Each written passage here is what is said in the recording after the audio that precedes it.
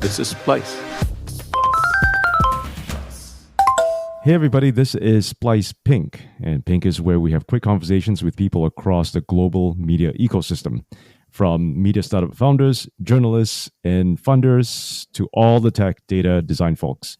And that, of course, includes membership managers. Like Devina Heriyanto. She's the membership manager at Project Multatuli, an outfit we have great respect for, and Devina's based in Jakarta.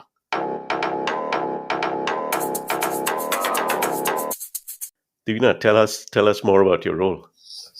Hi, my name is Devina. Glad to be here. I'm working as membership manager for Project Multatuli, or as we like to call it, Project M.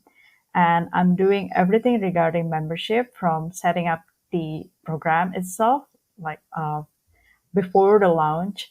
I borrow a lot from the membership puzzle project guide, and up to now, I'm running the day-to-day operation, which includes thinking about merchandise, shipping them off to our kawan M or friends of Multatuli, and also asking our members why they haven't renewed their membership. So yeah, that's me. So you ask them, why have you not renewed? And what is Yep. often the answer you get? They don't have money, or sometimes it's just I forgot. So I wanna jump in with a question that comes before you ask them why they're not renewing. What's the main reason? Like, what's the number one reason to be a member at Project M? Okay, we actually did a survey back in July asking our members and also former members why they decided to join us as Kawan M.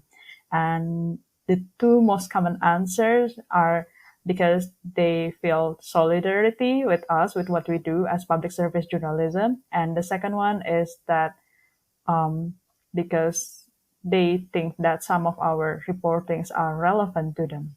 And maybe this is also a good time for you to talk a little bit about the kind of reporting you do. We've gone straight into talking about your role, but I think for those who've never heard of Project Multatuli, what is your kind of top line explanation of the work that you do? Yeah, at Project Multatuli, we serve the marginalized, and that's it. That's kind of our whole mission statement. We serve the marginalized, voice the underreported, and also hold power accountable. We believe that by serving the marginalized, we can do the next two things, like representing the underrepresented and holding power accountable. Because there's a news desert in Indonesia in which the marginalized are often not talked about. And when we talk about the marginalized in Indonesia, that includes like an immense majority of people, actually, because in Indonesia, sometimes the mainstream media only like to talk about the experience of a male guy living in Jakarta or in Java, the most populated island in Indonesia. So there are lots of people who live in other parts of the country whose experience are not talked about, and they are facing structural challenges that are not becoming attention in media and also by the government itself. So, what are some of these types of stories that you do? When you say marginalized, so you mean non-Java, non-male, non-Jakarta citizens. What makes up a typical story that you would work on? We have a running stories of indigenous people who live all across Indonesia, and these communities live in remote places, remote areas. They're dealing with conflict, and they're basically mostly portrayed as having land conflict with the government because they are also considered as illegal squatter, even though they have been living there for like generations before the country even came into being. And we also did a stories about young people.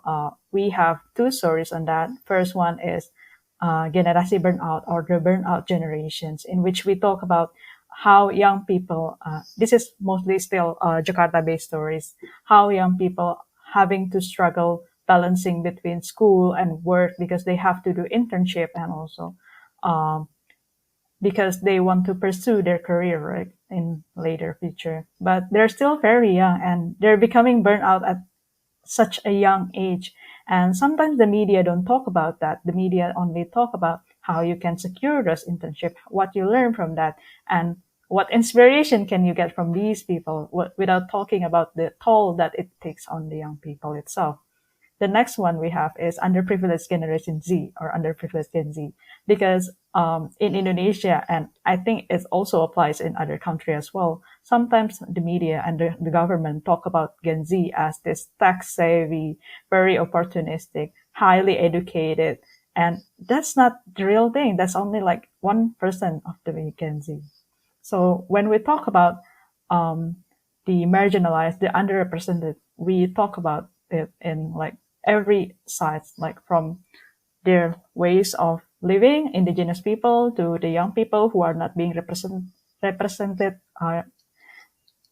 truthfully in the media, to the blue collar worker. So we have a series we call Sekro Kecil or Little Cogs in the Machine, Yeah, we portray the life of the courier of logistic companies who have, work from day to night in order to deliver package for the e-commerce and also logistic startups that gain the most benefit and also profit from them. That's amazing. I've just looking at what you're talking about and what you've done in your past. It seems like Multatuli really scored a membership manager that understands mental health, understands community, understands the lives of people that don't necessarily aren't necessarily like us in the media, and that you're able to understand where these people come from and have that empathy for them. Yeah, I think it's because I like to read, and that's it. I like to read everything from mental health to the experience of indigenous people, and also critics regarding the big tech and startups like techno solutionism and all that. So I think basically it all comes down to my own curiosity. Like I like learning about new things, and also the Project Multatuli's way of presenting new stories that haven't been covered in mainstream media. I have one question about what for you, in your very specific point of view, you have this empathy. You also have a strong allergy to stereotypes, it sounds like. And so in your view, who is your core member in Multatuli? Who is that persona? Who is that? Mm. What are they like? Describe them to us. It's people like me, people who have empathy, people who have intellectual curiosity, and also humility and a kind of like solidarity to support this organization who is doing great things, but not necessarily benefit them personally. Like for our members, they don't really get portrayed in our reporting because they're kind of like privileged people, but they feel the need to have this sort of like reportings, right? And they want to support us because they feel that it's necessary, even though it doesn't benefit them personally. Can you talk a little bit about the members themselves? Like who stands out for you? When you're going through your membership list and you're looking at all these names, who are you most proud of to have in there? I mean, you don't have to name the person, but just give us a profile of what that person is like. Okay, so I'm glad with that we talk about the reportings regarding Sekro Kecil or Legal Cox earlier, because there's one member who, after we've done that reporting, even before we have membership program and he joined as a member, this person set up a petition for the government to take care about this problem, the problems that facing the gig economy workers. He set up a petition along with other organizations. We don't have a union of e-commerce workers here, but there is a really popular account on Instagram. His name is e-commerce. I will send you the link later. And they basically become the informal union for startup workers in Jakarta.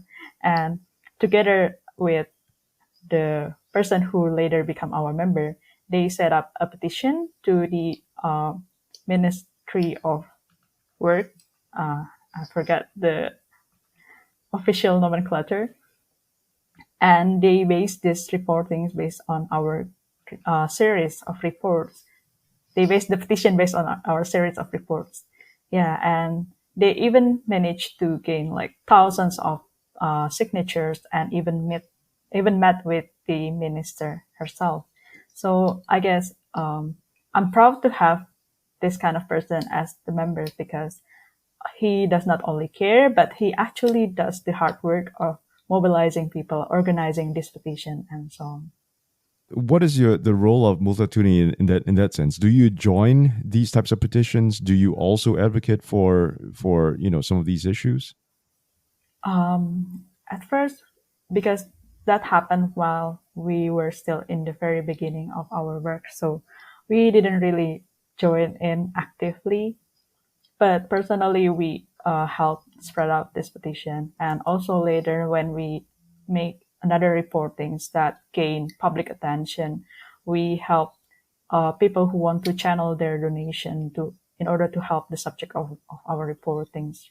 Because again, the subject of our reporting are mostly underrepresented people. They're underprivileged and they need all the help that they can get. So we and our writers and contributors help to do that kind of work as well. How cool is that? I have one complaint, Davina, Right. that I'm actually trying to, I was on your About Us page on the Multatuli website. And after reading that beautiful page, I really think you need a join call to action there because you've described your mission so beautifully. You've described how your people stand behind that mission and what they do. You've got those great photographs, and that's exactly where you need to catch me as a member. But I'm persistent, so I'm gonna try and be a member on this call anyway. Thank you. Are you on the English version of our website? Yes, Ah, because on our English version, we do membership in Indonesian language, right? So we don't offer membership to foreign audience, and that's why it's kind of like um, hidden in the English version. But you can also donate or go to our Indonesian version, and there's the call to action button.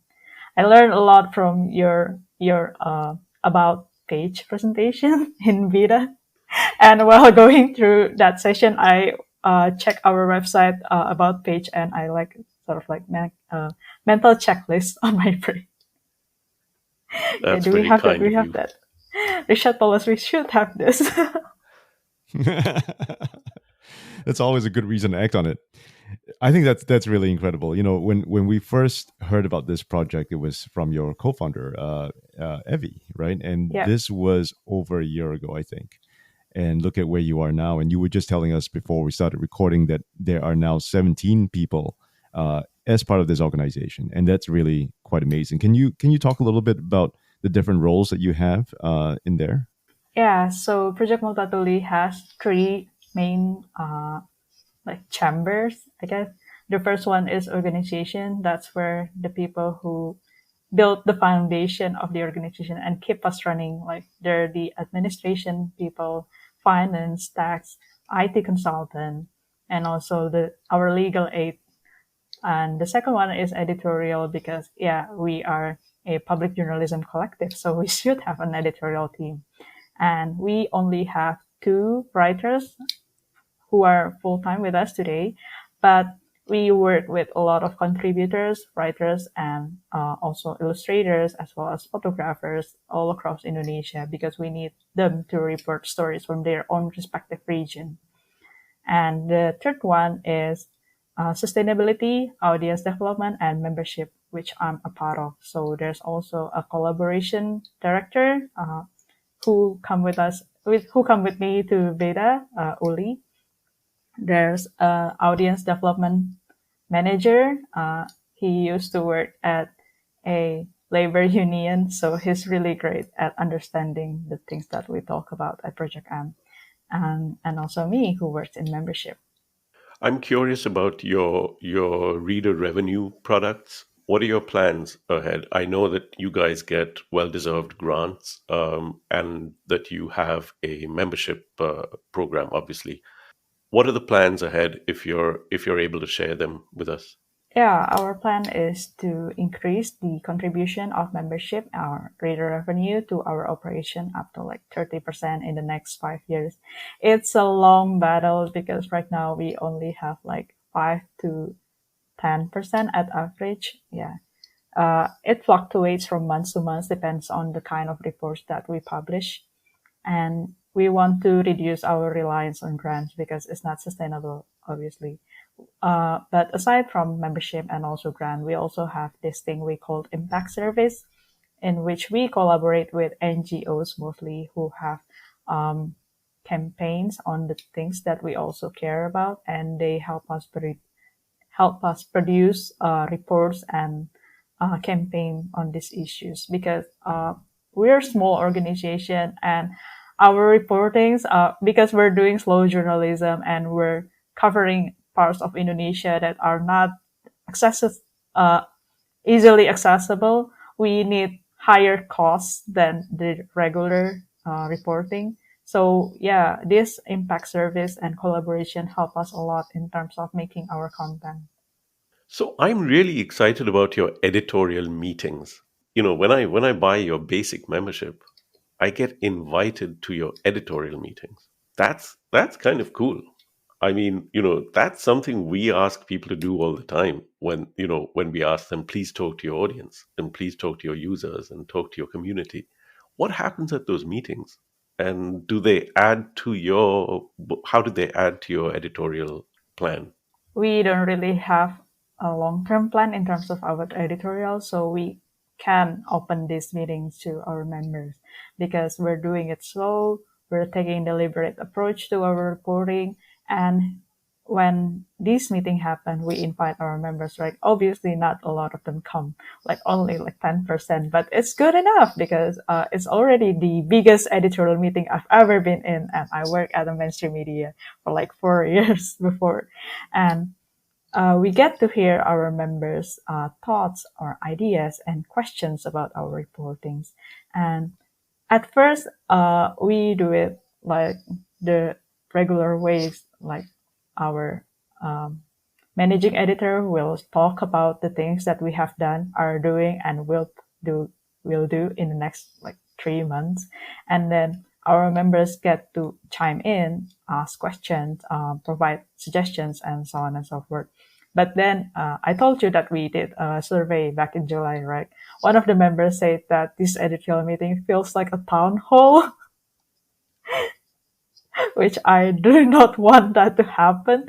So, and this member suggests that it would be better if we do pre-meeting surveys in which we take in questions and ideas. I, So, I would yeah, have thought that a town hall is a compliment, right? This is your way no, of gathering people together. Why is it not?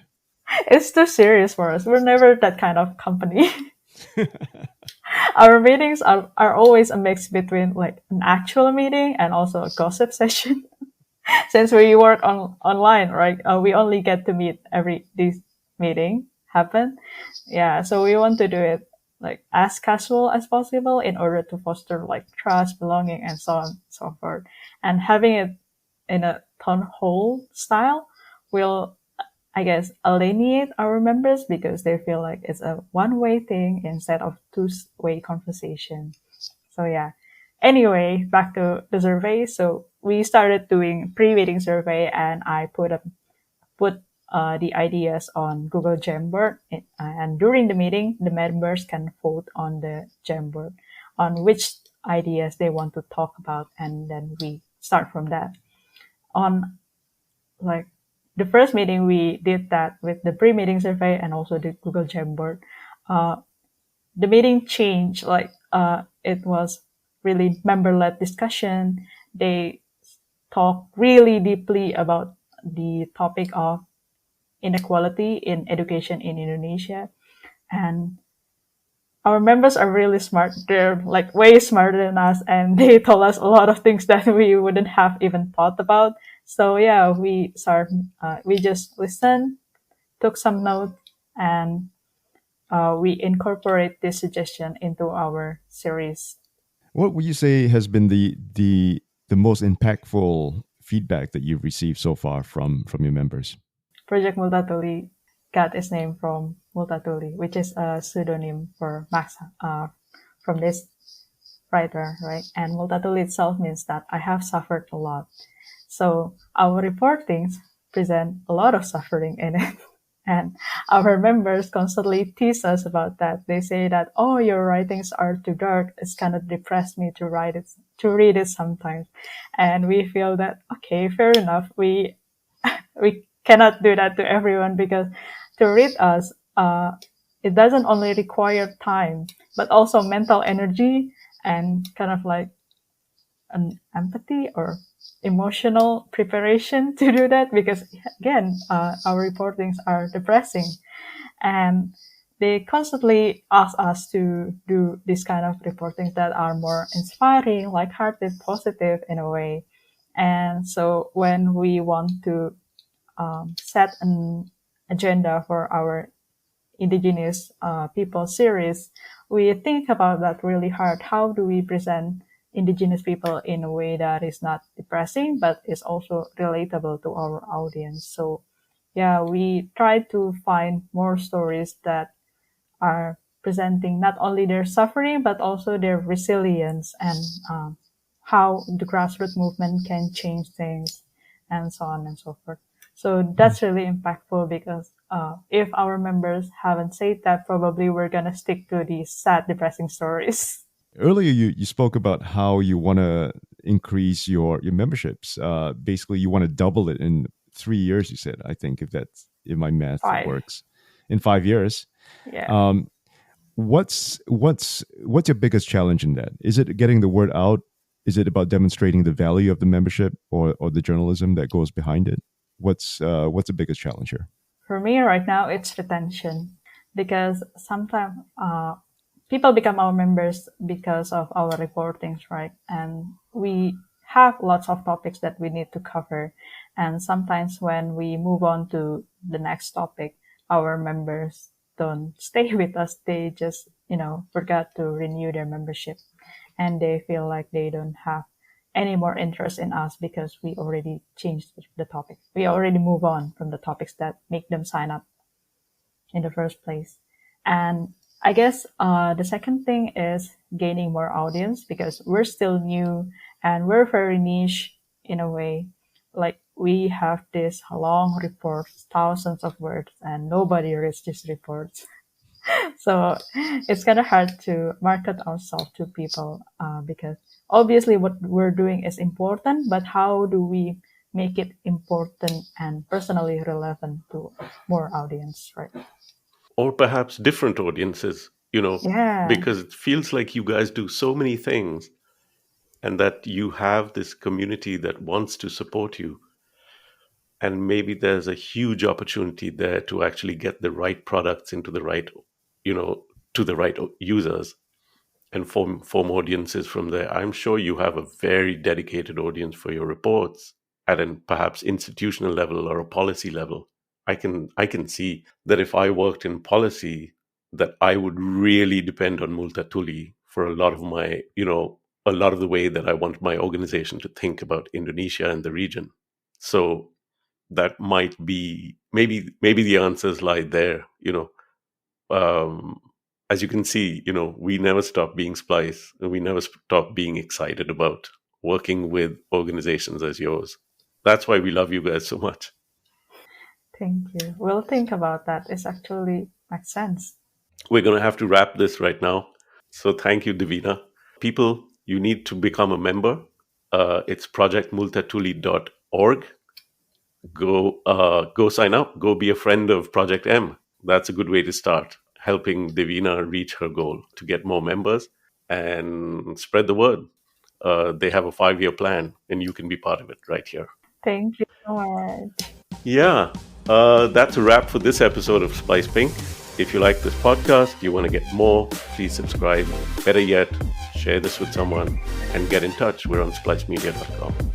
Devina, thank you. Thank you, Thank Devina. you, Alan.